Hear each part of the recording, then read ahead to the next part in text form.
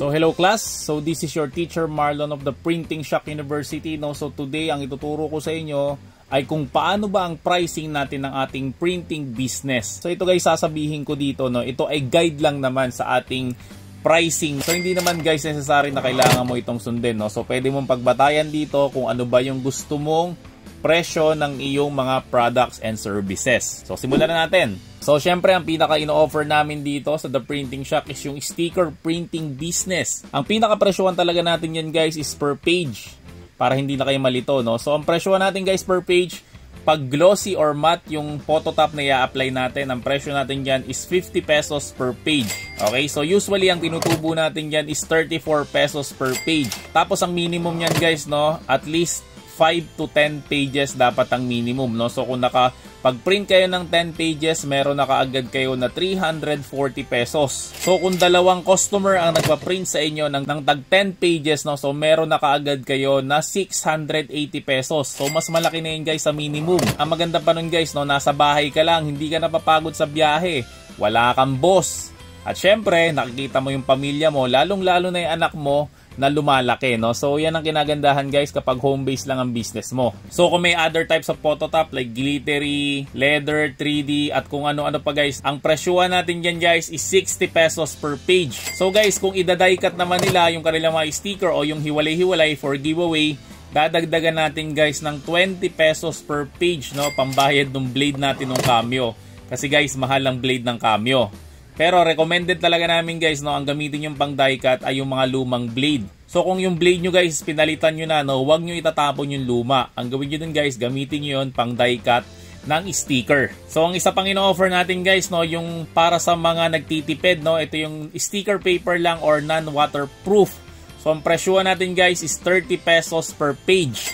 Perfect na perfect yan guys, pang label ng mga gamit ng mga estudyante. For example, yung notebook nila, yung lapis nila, yung pencil case nila, no? So, pwede nilang lagyan ng non-waterproof na sticker yon, no? So, ang singilan ulit natin yun guys is 30 pesos per page. So, next slide tayo guys. Dito tayo sa may document printing.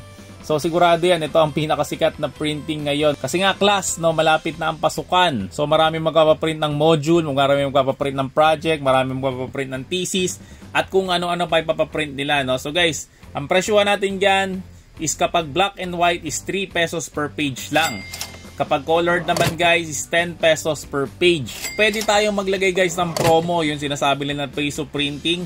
Pero guys, no, kailangan meron tayong minimum na 200 pages at black and white lang yung ipapaprint nila. So para mas makatipid kayo guys ng ink, no, ang gawin nyo guys is draft printing lang kapag piso print ang ipapagawa nila. Ay, siya nga pala guys, no, nakalimutan kong sabihin, no, na hindi ko na nga pala masyadong i-discuss kung magkano ang puhunan dito. Pero sigurado naman yan guys, no, sa mga presyo na sasabihin ko dito is kikita talaga kayo. Okay, kasi pag sinabi pa natin yung puhunan, baka lalo tayong tumagal. Pangatlo guys, yung photo printing na business, no. So, ang isang A4 size guys, pwede kayo magpresyo ng 40 pesos per page. Kung 3R size naman guys, ang presyuhan niyan is 5 pesos each. Pero dapat may minimum na 4 pieces. Pag 4R naman guys, ang minimum niyan is 2 pieces. Pwede nyo siyang ibenta ng 10 pesos each. Kapag 5R naman guys, no, ganun rin, minimum 2 pieces. Ang presyuhan naman yan is 15 pesos each.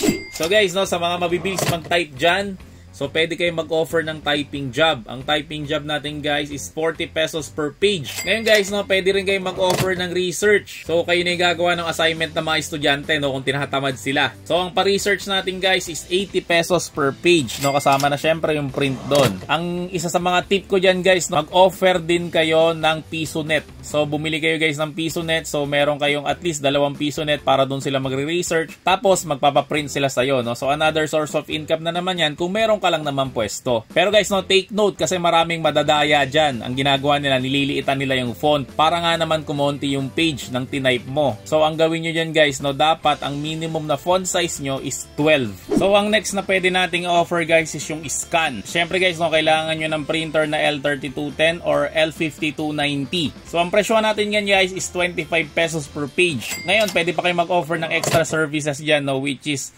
15 pesos kapag isi-send sa email nila, regardless kung gaano man karami yung file na yon. Next offer naman natin guys, no, ito sobrang lakas rin nito, no, kung meron kayong L3210 or mas maganda kung meron kayong L5290, no, kasi guys yung L5290, yan yung printer na may Xerox function for long paper. Kasi guys, meron siyang automatic document feeder, no? So kung wala ka naman masyadong budget, pwede niya guys yung L3210, no? Kaso ang kaya niya lang is short saka A4. So ang presyohan natin guys pag Xerox, 3 piso per page kapag short and A4. At kapag meron ka namang L5290 guys, no, ang presyuhan niyan kapag long is 4 pesos per page. Next naman guys, no, ito pwede ka mag-offer ng layout. Pag nagli-layout ka guys, no, kailangan marunong ka sa Adobe Photoshop. So kapag inaral mo guys yung Adobe Photoshop, no, wag mong ibibigay ng libre yung talent mo. Kasi sayang naman guys yung pinag-aralan mo, no. So ang presyuhan natin yan guys is 150 pesos kapag baguhan ka pa lang. Pag gumaling-galing ka na guys, no, pwede mong presyo ng 500. Or pwede mo naman akong gayahin, no. Ang presyuhan ko guys na minimum ko is 3,000 per layout. So depende yan guys sa talent mo, no. So know your value. Okay, kung tingin mo magaling ka, presyohan mo na mataas. Kung tingin mo baguhan ka pa lang, syempre presyohan mo na mababa. So kung magaling ka na mag-layout, no, so ito guys ang susunod mong pwedeng i-offer, no. Pwede ka mag-offer ng invitation. So invitation sa kasal, sa binyag, sa dibu at kung san-san pa. So ang isang A4 size ng invitation guys is 50 pesos per page. Kung kalahati naman guys ng A4 ang invitation, pwede mo siyang i-offer ng 30 pesos each. Next naman natin guys, no, yung calling card at syempre thank you card, no, kasi magkasing size lang naman yan. Ang regular size talaga niyan guys is 2 by 3.5 inches, no? Yan yung kadalasan na size ng calling card at syempre ng thank you card. So ang presyuhan natin guys ng calling card is 3 pesos each. Laminated na yun guys, no? Para mas kumapal guys yung ating mga calling card. Ngayon kapag back to back naman is 5 pesos each. Katulad nga na sinabi ko guys, no? Kaya natin siya nilalaminate para kumapal. Kasi guys, yung printer na ginagamit natin, no, hindi niyan kaya yung mga makakapal na mga board paper like 260 GSM, 300 GSM. Hindi niya kaya yun guys, no. Siguro yung iba guys, tinry nila yon, tapos gumana raw. Guys, sa una lang yan, no. Hintay-hintayin nyo lang, masisira na yung feeder ng printer nyo. So, ang maximum guys natin na pwedeng gamitin sa ating mga printer is 160 GSM to 200 GSM lang. So, pwede ka naman mag-offer ng promo dyan. Siyempre, mag-offer ka ng may free na calling card case kapag nag-avail sila ng 100 pieces. Next naman natin guys, no, yung PVC ID, no. So, ito guys, napakalaki ng kikitain mo nito kung malakas yung loob mo. Kontratahin mo guys yung eskwelahan sa inyo na ikaw yung gagawa ng PVC ID nila. Kasi guys, sigurado hundreds to thousands ang ipiprint mo na PVC ID. Ang maganda pa dyan guys, no, yearly sila magpapagawa ulit sa'yo. Ang presyohan yan guys is 80 to 100 pesos each na PVC ID, no. Pero guys, yung iba nagpe-presyo sila ng 150, no. So depende nga sa inyo yan, no, kung magkano yung trip nyo, no. Kung may kalaban kayo, mas mababa. Kung wala naman yung kalaban, syempre pwede kayo magpresyo kung magkano ba yung gusto nyo. Ang presyo guys ng lamination, no, kapag isang buong A4 size o isang buong bond paper size, ang presyuhan yan guys is 80 pesos per page. Kapag kalahati naman yun guys, no, ang presyuhan yan is 50 pesos each. Pag 1/4 naman guys ng bond paper size, no, ang presyuhan natin dyan is 30 pesos each, no. So yung 1/4 na yan guys, dyan pumapasok guys yung mga ID. Next naman tayo guys, no, yung Rush ID printing. Ito guys, maganda rin tong business na to. Ganito na lang guys yung setup nyo, no, 4 na 2x2 at syempre dosing 1x1. So wag na silang maghanap pa ng iba. Ang magagamit nyo lang dyan guys is kalahati lang ng photo paper. Tapos ang presyuhan natin dyan guys is 50 pesos ang set na to. So sa mga nagtatanong, no, kung paano ba gumawa ng ID picture, hanapin nyo na lang guys sa akin channel, no, para mas mapabilis guys ang paggawa nyo ng Rush ID. Syempre guys, no, pwede kayo mag-offer. Ang i-offer nyo guys is libre pa picture.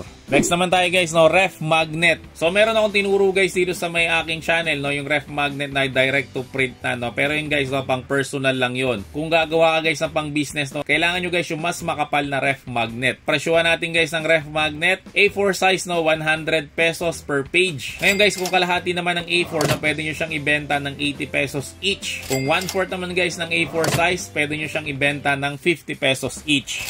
Next naman natin guys, no, yung mugs printing.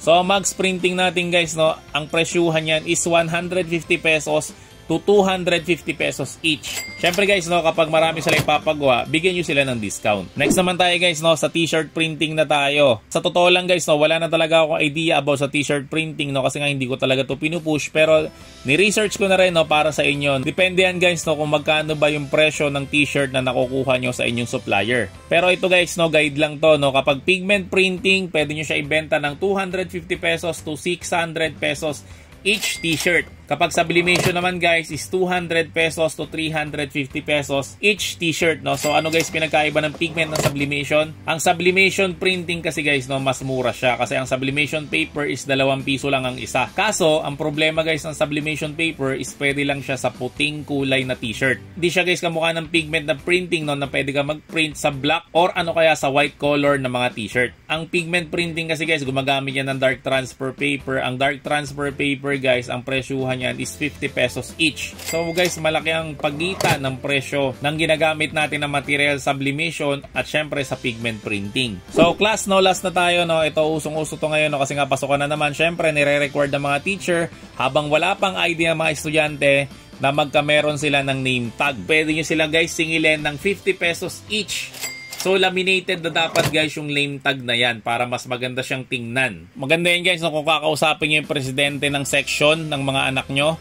Ay grabe yan, no, pwede kayong kumita ng malaki, no. Kasi class, no, kayo na mismo ang gagawa ng buong section ng anak mo. Sabihin na natin guys na 30 student per class, no. So ang kikitain mo niyan guys is 1,500 pesos. So ganun kalaki guys ang pwede mong kitain sa name tag. So guys, lahat ng mga materials, printer, cutters at syempre yung mga supplies na pinakita ko dito sa may vlog na to is available yan sa amin. So kung gusto nyo guys mag-avail, no, hanapin nyo lang kami sa FB, The Printing Shack, at sabihin mo lang guys na naparod mo tong video na to, no, para bigyan ka ng discount. Kasi guys, kung susuportahan mo kami, syempre susuportahan rin namin kayo sa pamamagitan ng pagbibigay ng mga unique na idea na kamukha nga nito. So kung nag-avail ka sa amin guys, so maraming salamat sa iyo. The Printing Shack, ayos na sulit pa.